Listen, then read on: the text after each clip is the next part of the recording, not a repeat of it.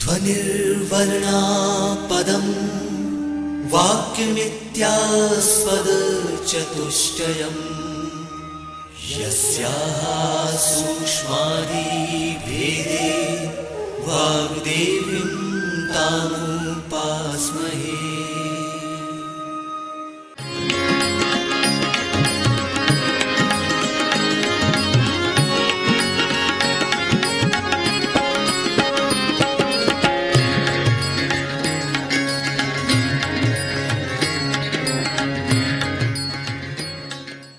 मध्य प्रदेश भोज मुक्त विश्वविद्यालय का इलेक्ट्रॉनिक माध्यम निर्माण और शोध केंद्र EMPRC प्रस्तुत करता है राजनीति शास्त्र विषय पर आधारित ध्वनि कार्यक्रम भारतीय राजनीतिक चिंतक कौटिल्य।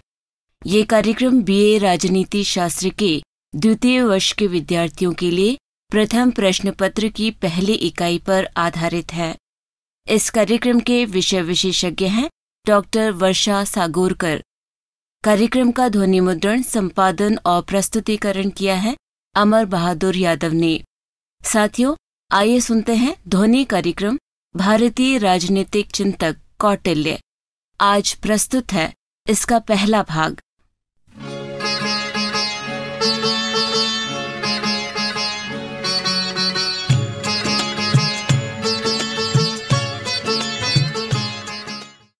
नमस्कार साथियों, भारतीय चिंतन में एक प्रमुख विचारक रहे हैं जिनके नाम से आप सभी परिचित हैं, जिनको कि हम विष्णुगुप्त, कौटिल्य या चाणक्य के नाम से जानते हैं। ऐसा माना जाता है कि प्रजा के सुख में राजा का सुख है और प्रजा के हित में ही राजा का हित है।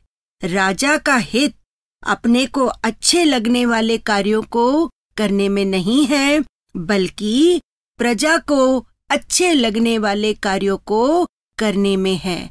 ऐसा कौटिल्य या चाणक्य का मानना है।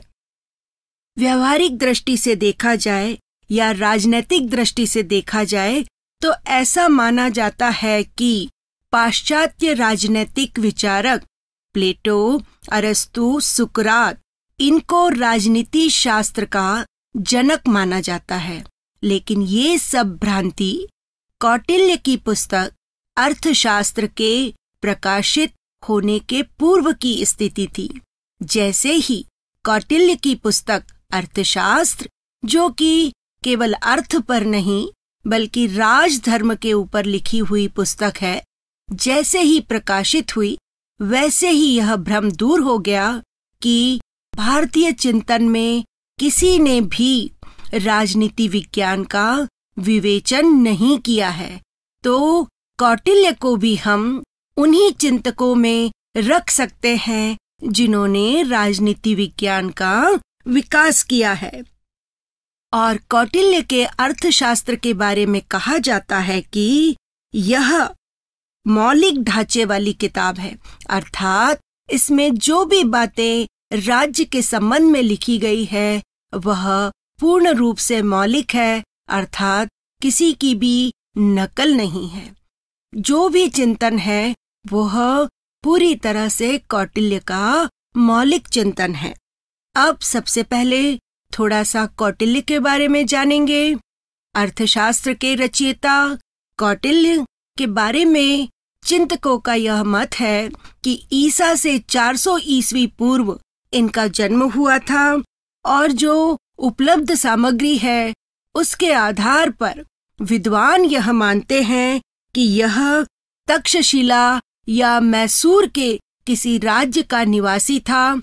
इसके बारे में उनके पास कोई प्रमाण नहीं है, लेकिन जो वनस्पति या धातुएं मिली है उसके आधार पर यह निर्धारित किया गया कि चाणक्य मैसूर या तक्षशिला का निवासी था। वैसे तो उसका जन्म का नाम विष्णुगुप्त था, लेकिन पिता का नाम चणक होने के कारण चाणक्य और कौटिल्य उसके वंश का नाम होने के कारण कौटिल्य के नाम से भी जाना जाता है। और आज भी इतिहास में हम उन्हें चाणक्य या कौटिल्य के नाम से ज्यादा जानते हैं। विष्णुगुप्त के नाम से कम जानते हैं।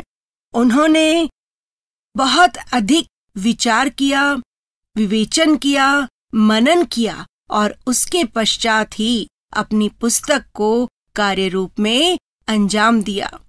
उन्होंने नंद वंश का नाश किया और चंद्रगुप्त मौर्य के माध्यम से मौर्य साम्राज्य का निर्माण किया। वैसे तो आप सभी उनकी शिखा ना काटूंगा, ये प्रण जो उन्होंने लिया था उससे परिचित हैं और इसी आधार पर उन्होंने नंद वंश का नाश किया था।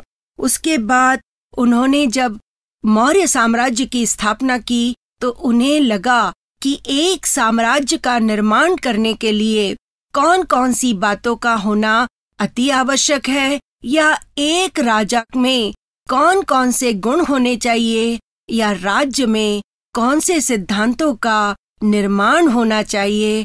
इस संबंध में कौटिल्य ने अर्थशास्त्र नामक पुस्तक में इसका विशद विवेचन किया है। जैसे जैसे हम अर्थशास्त्र नामक पुस्तक पढ़ते जाते हैं वैसे वैसे हमें प्राचीन भारतीय चिंतन की समस्त विशेषताएं ज्ञात होती जाती है कि उस समय भारतीय राजनैतिक चिंतन की क्या विशेषताएं थी या कौन कौन सी बातें प्रमुख थी, और इसे हम अर्थशास्त्र की विशेषताएं भी कह सकते हैं और इसे भारतीय राजनैतिक चिंतन की विशेषताएं भी कह सकते हैं।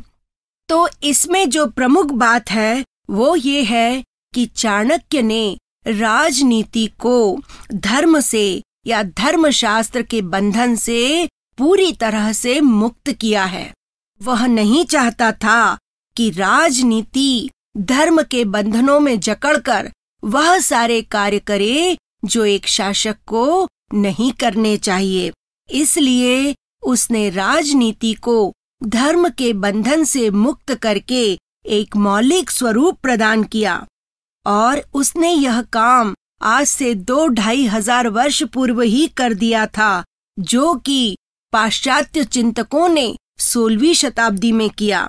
और इसी कारण अर्थशास्त्र को प्राचीन काल की मौलिक रचना के नाम से जाना जाता है, क्योंकि जब कौटिल्य का ऐसा मानना है कि जब राज्य धर्म के प्रभाव में आ जाता है तो वह धर्म के प्रभाव में वह सब कार्य करने लगता है जो प्रजा के हित में नहीं होते हैं। इसलिए प्रजा के हित में कभी कभी कठोर निर्णय भी लेने पड़ते हैं। इसलिए राजनीति को धर्म से पूरी तरह से मुक्त कर दिया है। फिर राज्य शासन संचालन का मौलिक मार्गदर्शक है यह ग्रंथ। इस अर्थशास्त्र की रचना के पीछे कौटिल्य का उद्देश्य था कि राज्य का संचालन करने के लिए मौलिक सिद्धांतों और व्यवहारों का निरूपण किया जाए।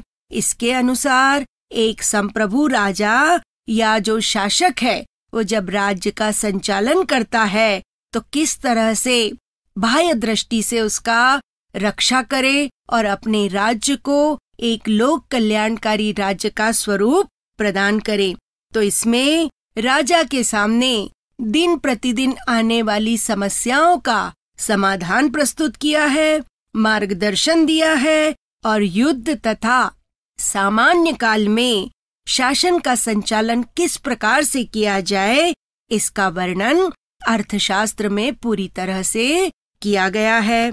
इसके अलावा अर्थशास्त्र द्वारा सिद्धांत पर कम और व्यवहार पर अधिक बल दिया गया है, और यही प्राचीन भारतीय राजनीतिक चिंतन की विशेषता भी है कि कौटिल्य ने राज्य के संबंध में जितने भी सिद्धांतों का निर्माण किया है वह एक क्रमबद्ध निर्णय पर पहुंचने के पश्चात ही किया है, और उसने स्व अनुभव से यह महसूस किया कि जो चीज सिद्धांत बन जाती है उसका व्यवहार में बहुत अधिक प्रयोग नहीं होता।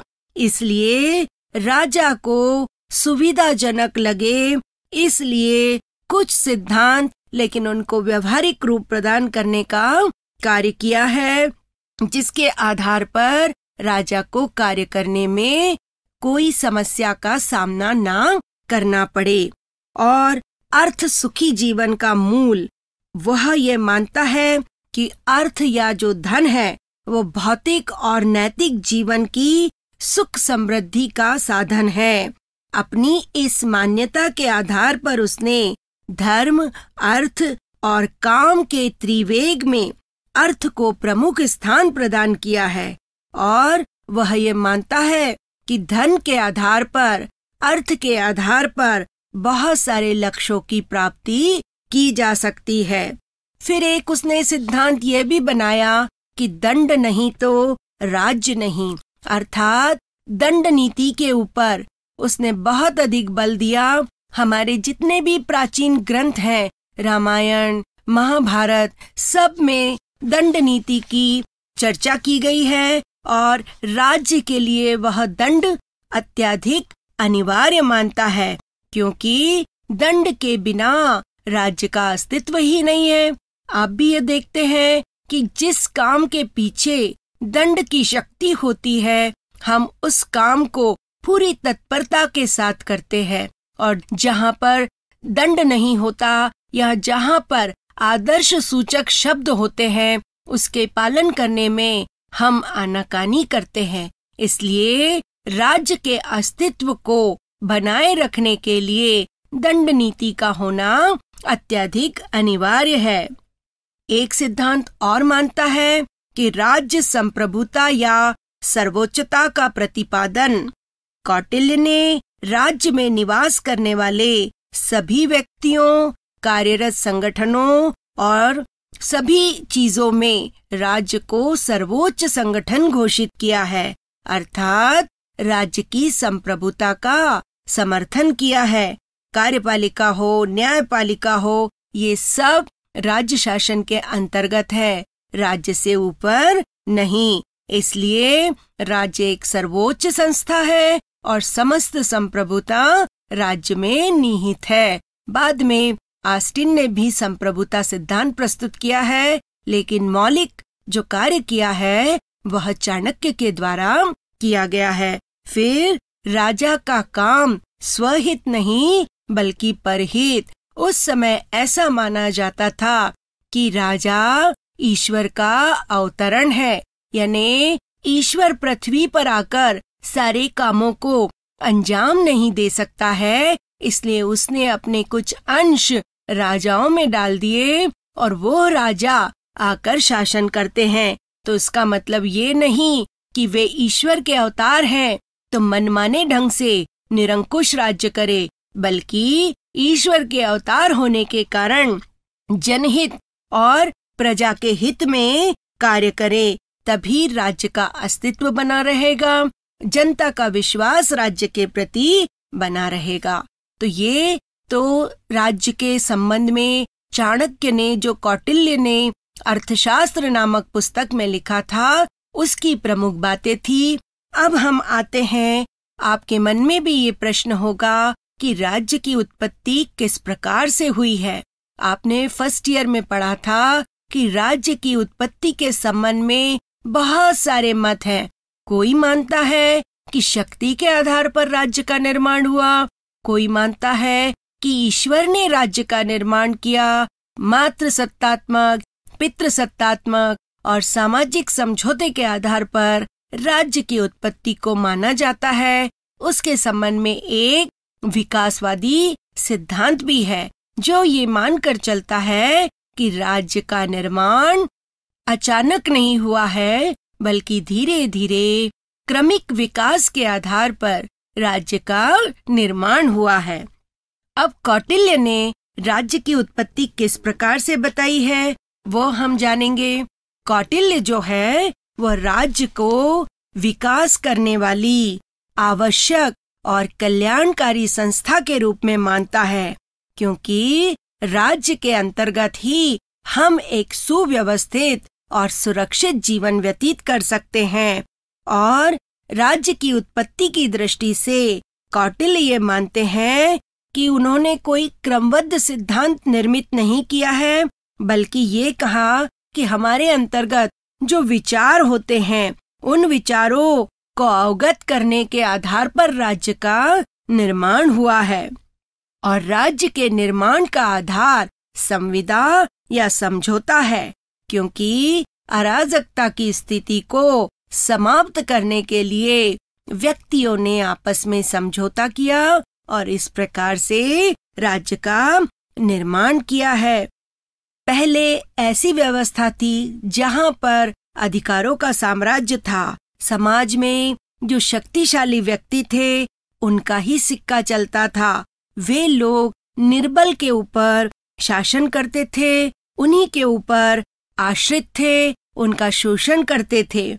इसके कारण ये जो शोषित व्यक्ति थे उनके आदेशों का पालन करने के लिए बाध्य हो जाते थे। इसलिए उस समय मत्स्य न्याय या जिसकी लाठी उसकी भैंस का सिद्धांत अधिक प्रचलित था और समाज की अराजक स्थिति से त्रस्त होकर उससे मुक्ति प्राप्त करने के लिए, एक न्यायपूर्ण समाज का निर्माण करने के लिए मनु को ईश्वर ने राजा नियुक्त किया, जिन्होंने सुसंचालन का बीड़ा उठाया और उस प्रकार लोगों की सुख सुविधा और सुरक्षा का भार राज्य के ऊपर आ गया। तो कौटिल्य ये मानते हैं कि राज्य मनुष्य के द्वारा निर्मित एक संस्था है, जिसका निर्माण या जिसकी स्थापना मनुष्यों द्वारा प्राकृतिक अवस्था की अराजक स्थिति से मुक्ति पाने के लिए और एक सुरक्षापूर्ण सुरक्षित जीवन जीने के लिए की गई। और अगर कोई राजा उनको सुरक्षित जीवन नहीं देता, उनको इस अराजक स्थिति से मुक्त नहीं कराता, तो उसे हटाने का अधिकार जनता के पास होना चाहिए। और मतलब ये मानते हैं कि जो व्यक्ति उनको नियुक्त कर सकता है वह सही काम नहीं कर रहा है तो उसे हटाया भी जा सकता है। उसी प्रकार उसने राजा की तुलना इंद्र और यम से की है और उसके समान प्रजा को भी अपकर्म करने पर दंडित किया जाए और सुकर्म करने पर उसको न्यायोचित पुरस्कार प्रदान किया जाए। यह इससे प्रतिपादित होता है कि कहीं कौटिल्य देवी सिद्धांत का प्रतिपादन भी करता है, कहीं सामाजिक समझौते के सिद्धांत का प्रतिपादन भी करता है। और क्योंकि कौटिल्य ने इंद्र और यम के साथ तुलना करके देवी सिद्धांत के समर्थन का संकेत दिया है और जो लोगों ने मिलकर अराजक स्थिति से निपटने के लिए समझौता किया, उसके आधार पर सामाजिक समझौते के सिद्धांत का प्रतिपादन भी करता है। तो इस प्रकार राज्य की उत्पत्ति अराजक स्थिति से मुक्ति प्राप्त करने के लिए और सुरक्षित जीवन जीने के लिए की गई। कौटिल्य का अब हम पढ़ेंगे सप्तांग सिद्धांत। जैसा कि नाम से ही स्पष्ट है कि राज्य को चलाने के लिए कुछ 7 नियम उसने बनाए होंगे, उसी आधार पर उसे सप्तांग सिद्धांत के नाम से जाना जाता है। मनु और भीष्म ने भी इस तरह के सप्तांग सिद्धांत का वर्णन किया है। उसी प्रकार कौटिल्य ने भी मनुष्य के अंग के आधार पर राज्य के लिए सप्तांग सिद्धांत का निर्माण किया है। ये 7 जो प्रवृत्तियां होती हैं वह राज्य के विभिन्न अंगों का निर्माण करती है। जैसे कि आप देखिए, पहला अंग बोलते हैं राजा या स्वामी, दूसरा अंग होता है अमात्य यानी मंत्री, तीसरा अंग है जनपद, चौथा अंग दुर्ग, पांचवा अंग कोष, छठा अंग दंड और 7वां अंग मित्र है। इस प्रकार राज्य एक सावयव या एक शरीर रूपी संस्था है। जिस प्रकार शरीर को चलाने के लिए विभिन्न अंगों को मिलाकर शरीर का निर्माण होता है, उसी प्रकार राज्य को चलाने के लिए भी विभिन्न अंगों का निर्माण कर राज्य को चलाया जाता है। जैसे कि राजा है वह राजा राज्य करता है।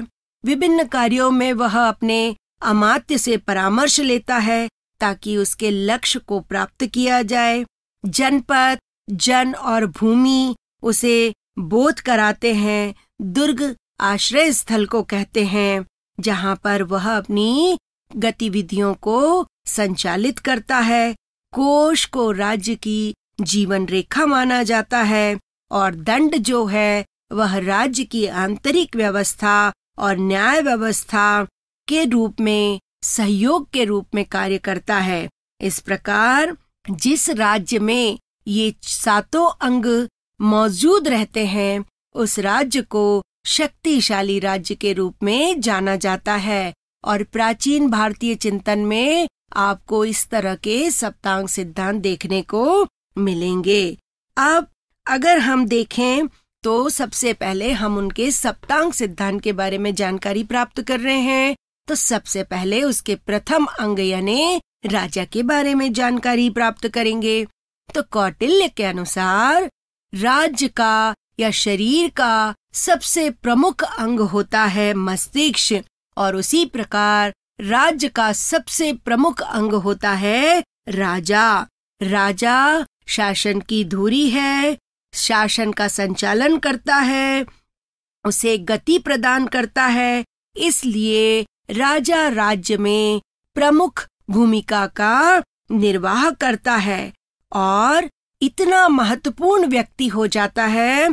इसलिए इस पद पर ऐसा व्यक्ति होना चाहिए जो उच्च कुल में जन्मा हो, धर्म में रुचि हो, दूरदर्शी हो, सत्यवादी हो, महत्वाकांक्षी, परिश्रमी और गुणीजनों की पहचान और उनका आदर करने वाला, शिक्षा प्रेमी, योग्य मंत्रियों को रखने वाला और सामंतों पर नियंत्रण रखने वाला होना चाहिए। अर्थात राजा में इतने सारे गुणों का समावेश होना चाहिए।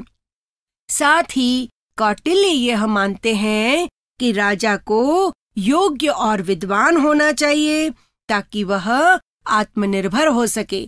अगर वह योग्य नहीं होगा, बुद्धिमान नहीं होगा, तो उसे हर बात के लिए अमात्य पर निर्भर रहना पड़ेगा। इसलिए उसको प्रत्येक बात को समझने की क्षमता होनी चाहिए, ज्ञानवान, तर्कशील होना चाहिए, और जिससे कि विषम परिस्थितियों में भी वह किसी पर निर्भर न रहे बल्कि निर्णय ले सके और अपने शत्रुओं का दमन कर सके।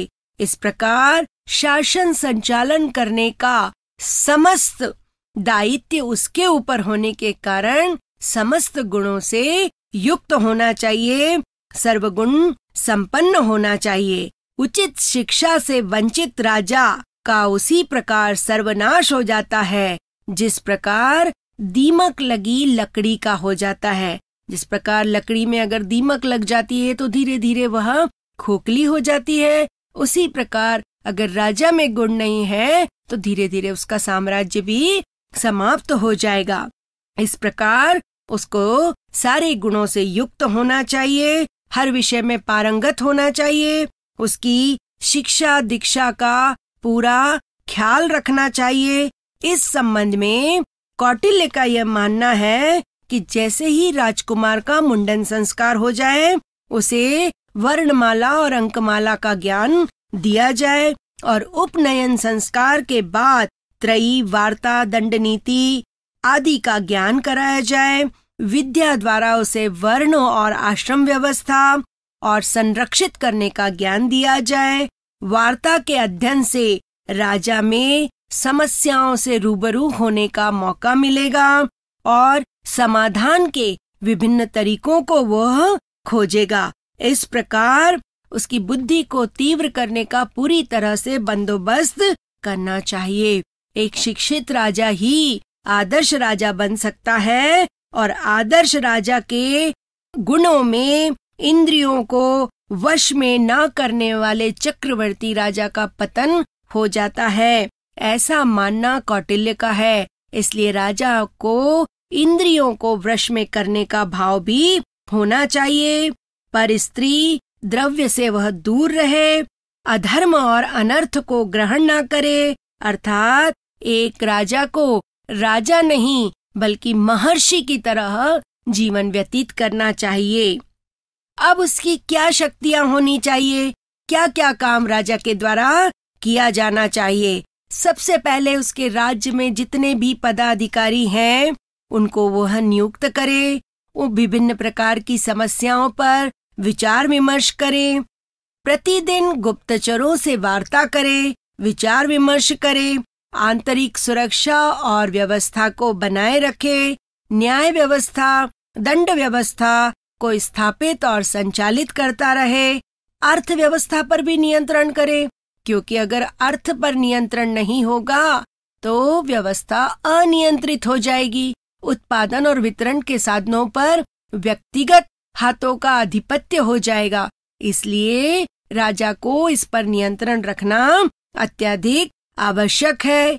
युद्ध और विदेश नीति भी निर्धारित करे और 8 प्रकार के जो तत्व हैं जैसे अग्नि, बाढ़, महामारी, रोग, अकाल, चूहे, बाघ, सर्प और पिशाच आदि व्याधियों से लोगों की रक्षा करे और प्राकृतिक आपदाओं से निपटने की भी व्यवस्था करे। इस प्रकार हम देखते हैं कि जो सप्तांग सिद्धांत है वह पूरी तरह से राजा को दिया गया है कि एक राजा को सफल राजा बनने के लिए कौन कौन से गुण होने चाहिए, कौन कौन से कार्य करने चाहिए और किस तरह की दिनचर्या व्यतीत करनी चाहिए।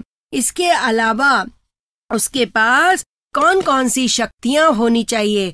आज के युग में आप देखते हैं कि शासन को 3 भागों में बांटा जाता है, विधायी, कार्यपालिका और व्यवस्थापिका। उसी प्रकार ये शासन को 3 भागों में बांटता है, विधायी शक्तियां, न्यायिक शक्तियां और लोक कल्याणकारी राज्य राजा के द्वारा किए जाते हैं। युद्ध करना भी उसकी एक कला के अंतर्गत आता है और इस प्रकार से राजा जो है वह बहुत अच्छे तरीके से राज्य में राज्य कर सकता है, क्योंकि युद्ध राजा के यशस्वी होने और राज्य के समृद्ध होने का प्रमाण होता है।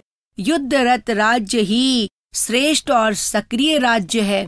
इस अर्थ में कौटिल्य की तुलना हम हिटलर और मुसोलिनी से कर सकते हैं, जो ये कहते हैं कि युद्धों से मानव जाति की प्रगति होती है।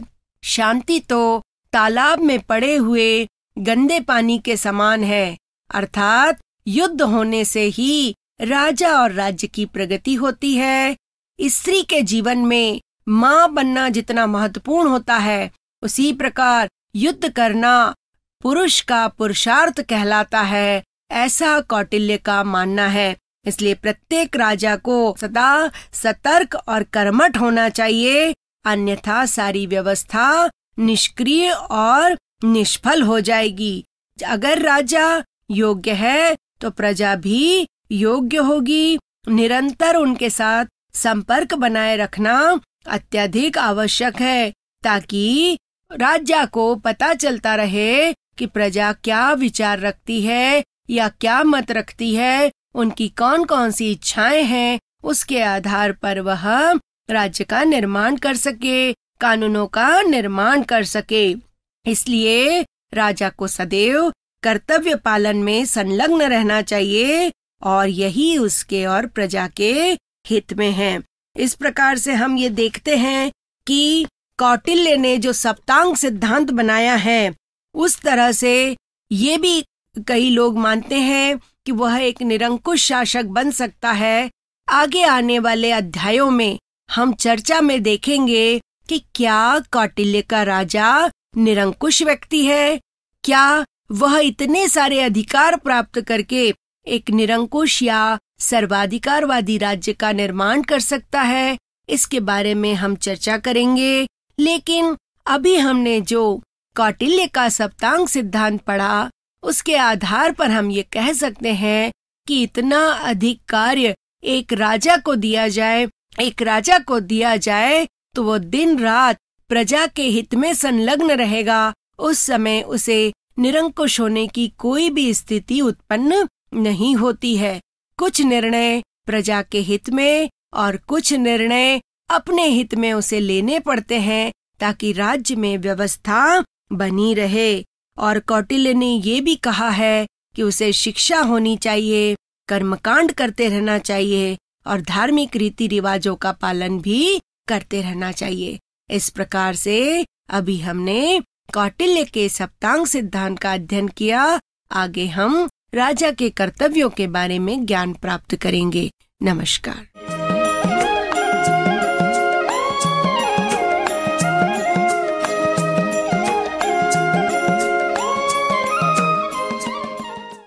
अभी आप सुन रहे थे राजनीति शास्त्र विषय पर आधारित ध्वनि कार्यक्रम भारतीय राजनीतिक चिंतक कौटिल्य। आज आपने इसका पहला भाग सुना। इस कार्यक्रम के विषय विशेषज्ञ एवं वार्ताकार थे डॉक्टर वर्षा सागुरकर। निवेदिका थी अनुराधा। इस कार्यक्रम का संपादन और प्रस्तुतिकरण किया अमर बहादुर यादव ने।